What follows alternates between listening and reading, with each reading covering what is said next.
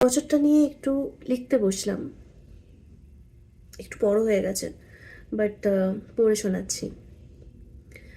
এই বছরটা ঘটনার বছর নয়, এই বছরটা পতনের বছর।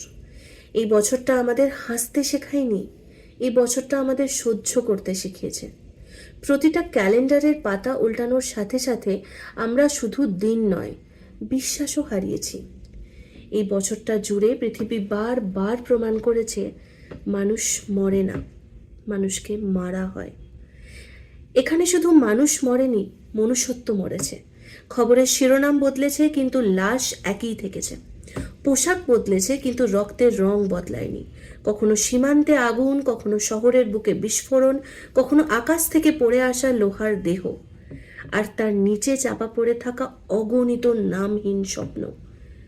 কখনো পাহাড়ে পর্যটকের হাসি, কখনো রাস্তায় শিশুর হাত, সবই থেমে যায় একটা ট্রিগার টানার শব্দে। পাশের দেশেও আগুন। নিউজ চ্যানেলের সংখ্যা বাড়ে, ঘরে ঘরে কান্না বাড়ে।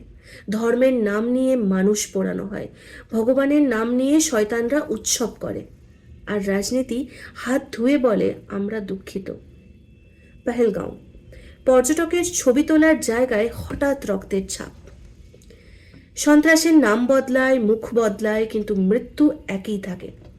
দিল্লি, একটা বিস্ফোরণ, আর তার সাথে উল্টে গেল কয়েকটা স্বপ্ন, কয়েকটা মার সন্তানের ভবিষ্যৎ। আকাশেও আমরা নিরাপদ নই।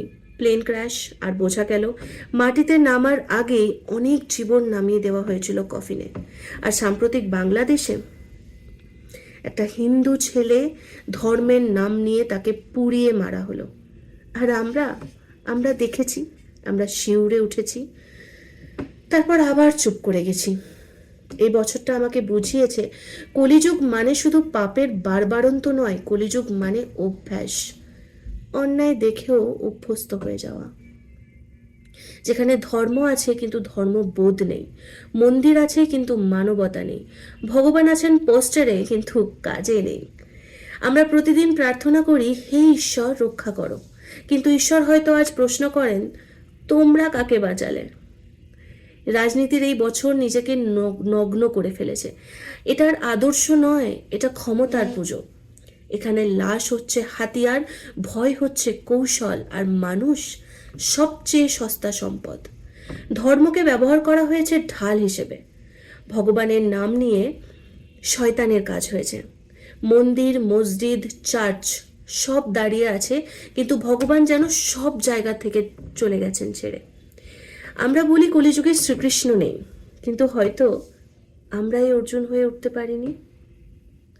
আমি বারবার ভাবি, ভগবান কি সত্যিই নীরব, নাকি আমরা এত শব্দ করি যে তার ডাকই শুনতে পাই না? তবুও এত অন্ধকারের মাঝেও আমি বিশ্বাস ছাড়তে পারি না, কারণ যদি ভগবান না থাকেন তাহলে এই চোখের জলগুলো কাকে ডাকবে? যদি কর্মফল না থাকে তাহলে অত্যাচারীর ঘুম এত শান্ত কেন? আমরা কল্কি অবতারের অপেক্ষায় আছি। সাদা ঘোড়া, ঝলমলে তলোয়ার, এক নিমেষে ধ্বংস। আমরা চাই একটা অলৌকিক সমাধান, কারণ লড়াই করার সাহস আমাদের নেই।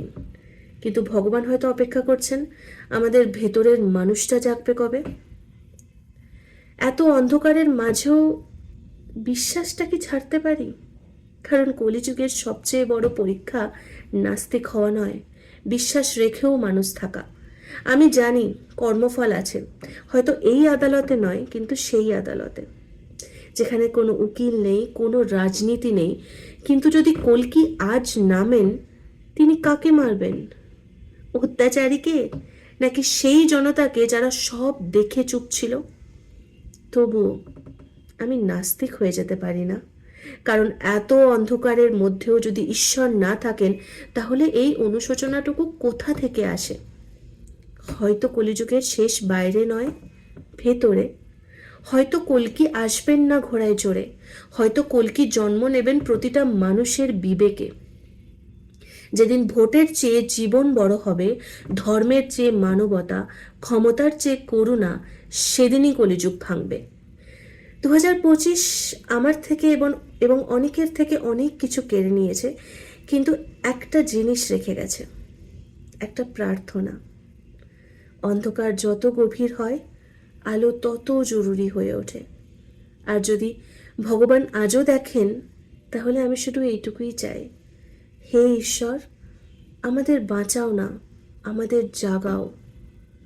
যদি কল্কি হতে দেরি হয়, তাহলে অন্তত আমাদের ভেতরের মানুষটাকে বাঁচিয়ে রাখো। কারণ যেদিন মানুষ শেষ হয়ে যাবে, সেদিন অবতার নেমে আর কিছুই বদলাতে পারবে না।